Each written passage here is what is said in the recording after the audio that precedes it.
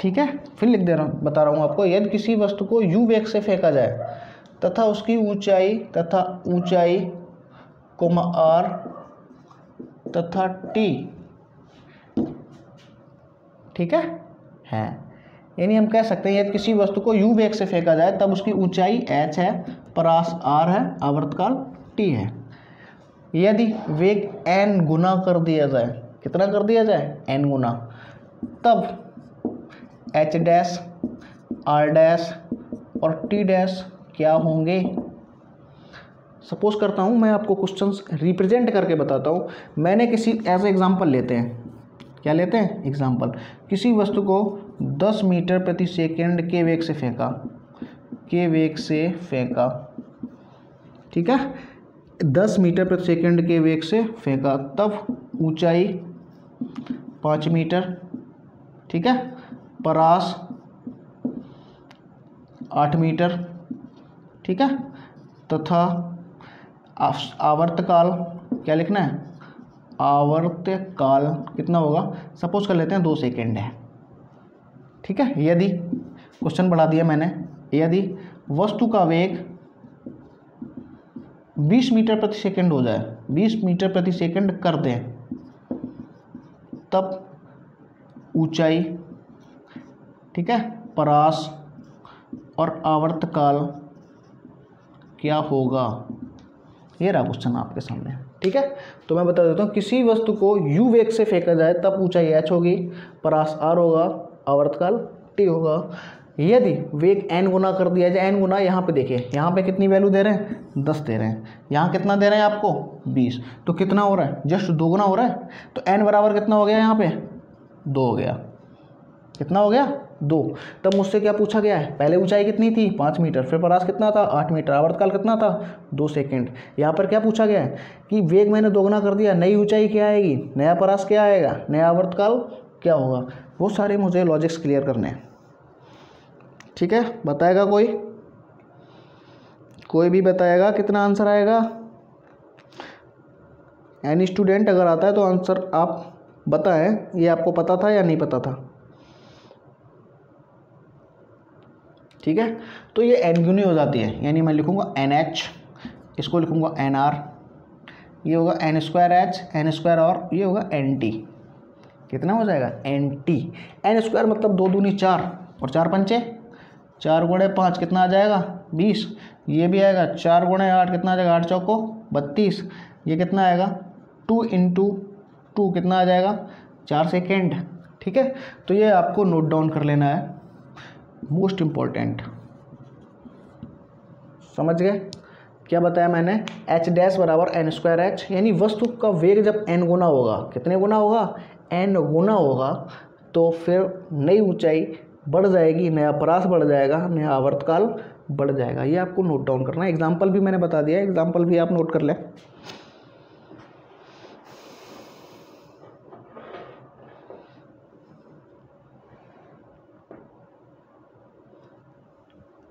ठीक है, लिख लिया ना, चलो आगे बढ़ जाते हैं अपन।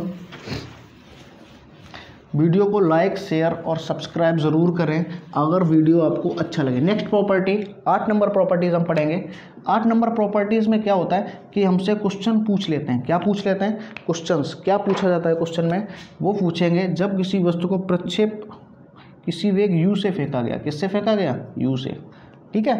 तो ये कितना हो गया, u cos थीटा, ये कितना हुआ, u sin थीटा, ठीक है। तो उसकी मैक्सिमम ऊंचाई पर, ये क्या है, h मैक्सिमम यानी अधिकतम ऊंचाई है ना, आप देख सकते हैं अधिकतम ऊंचाई पर, ठीक है। वो पूछते हैं क्षैतिज वेग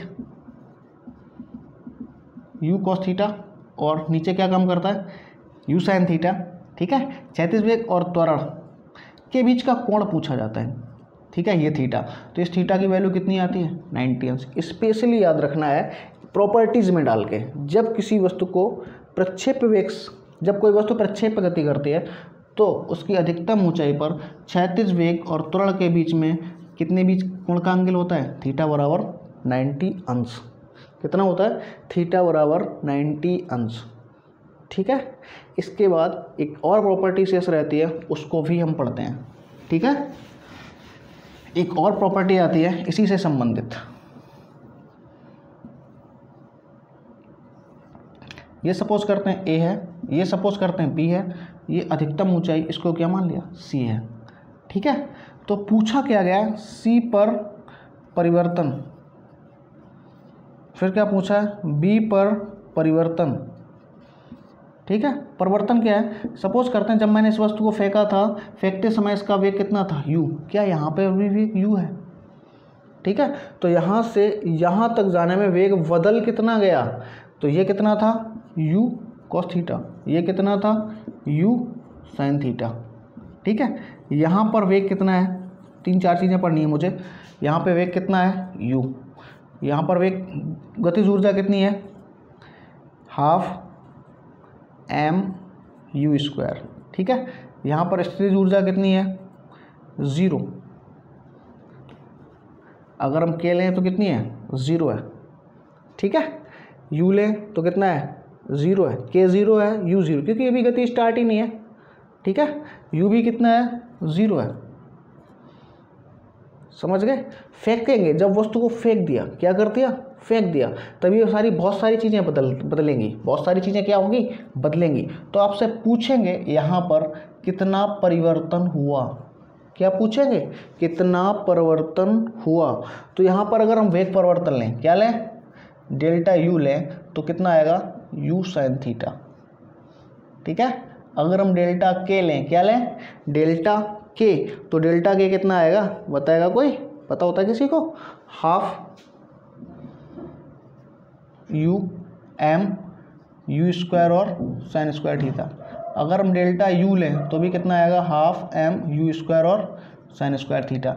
यानी वेग में कितना परिवर्तन आया u sin थीटा। पूछा जा सकता है जब किसी वस्तु को प्रारंभिक वेग से फेंका गया, अधिकतम ऊंचाई पर होती है, कहाँ होती है अधिकतम ऊंचाई पर, तब उसके प्रारंभिक वेग में कितना अंतर आता है, ये प्रारंभिक वेग में अंतर है, प्रारंभिक गतिज ऊर्जा में कितना अंतर आता है। ठीक है, प्रारंभिक गतिज ऊर्जा में कितना अंतर आता है, अगर मैं यहाँ लिखूँ तो प्रारंभिक वेग कितना है u, प्रारंभिक गतिज ऊर्जा कितनी है 12 m u², स्थितिज ऊर्जा कितनी है, स्थितिज ऊर्जा रहेगी 0।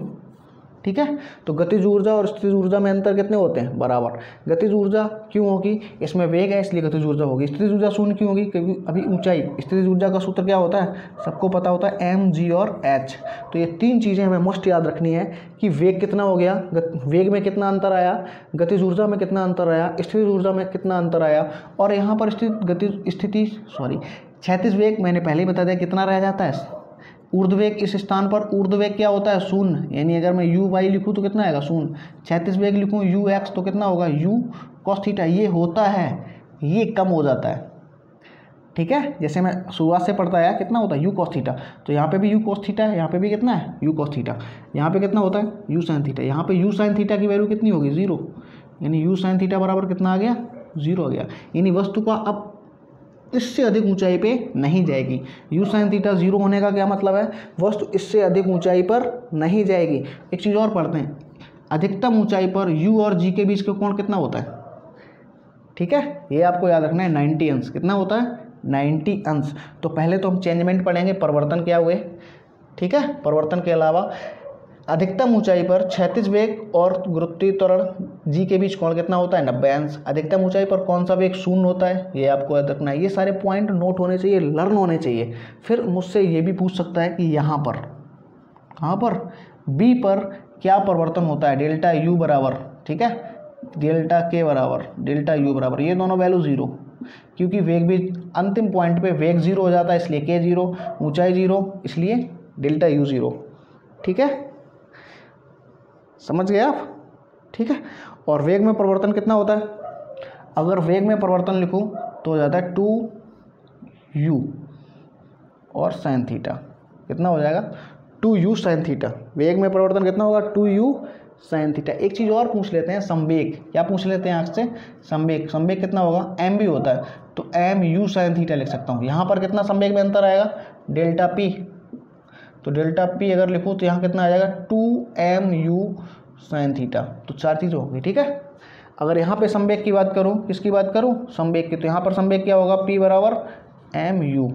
अब आप समझ लीजिए, मैं बोर्ड पे अच्छे से आपको समझा रहा हूँ एक बार और इसे आप ज़रूर समझ लें, ठीक है। जब किसी वस्तु को फेंका जाता है तो इसमें 3 स्थितियाँ होती हैं। एक ऑरिजिन, जहाँ से वस्तु फेंका जाता है, एक मैक्सिमम ऊंचाई, जब वस्तु की अधिकतम ऊंचाई हो, और एक जब वस्तु पृथ्वी से टकराए। तो उसके समय क्या अंतर आते हैं? अंतर मोस्टली किस में आते हैं? वेग है, ठीक है, द्रव्यमान है, तो ये सारे अंतर आएंगे। क्या? स्थितिज ऊर्जा, गतिज ऊर्जा, वेग, ठीक है, इसको वेग मानिएगा आप, और संवेग, ठीक है। तो पहले वेग कितना था? u। संवेग कितना था? mu। गतिज ऊर्जा कितनी थी? Half mu²। स्थितिज ऊर्जा कितनी थी? 0।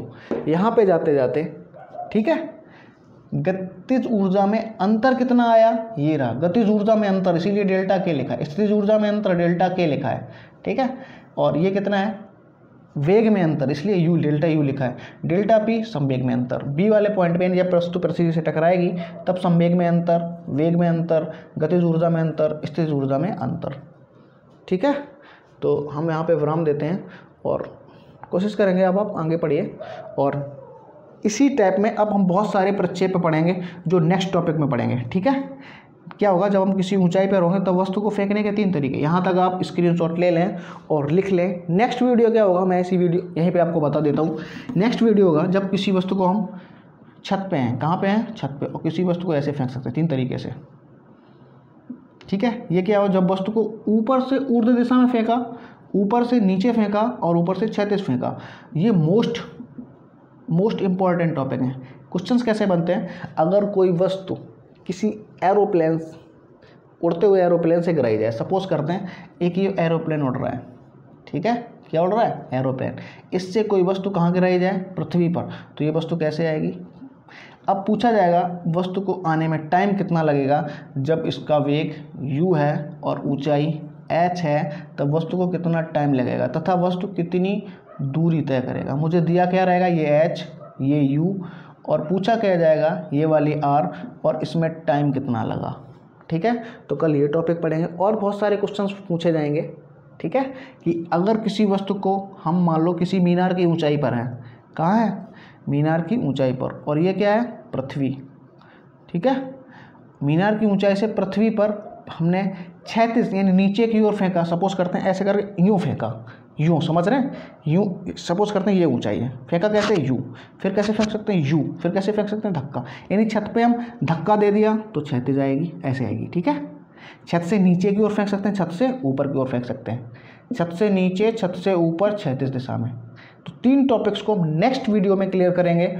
इसके बाद पूरा क्वेश्चन सेट लगाएंगे। तो जो भी स्टूडेंट्स डिफेंस एग्ज़ाम की तैयारी कर रहे हैं वो इस टॉपिक को नोट ज़रूर करें।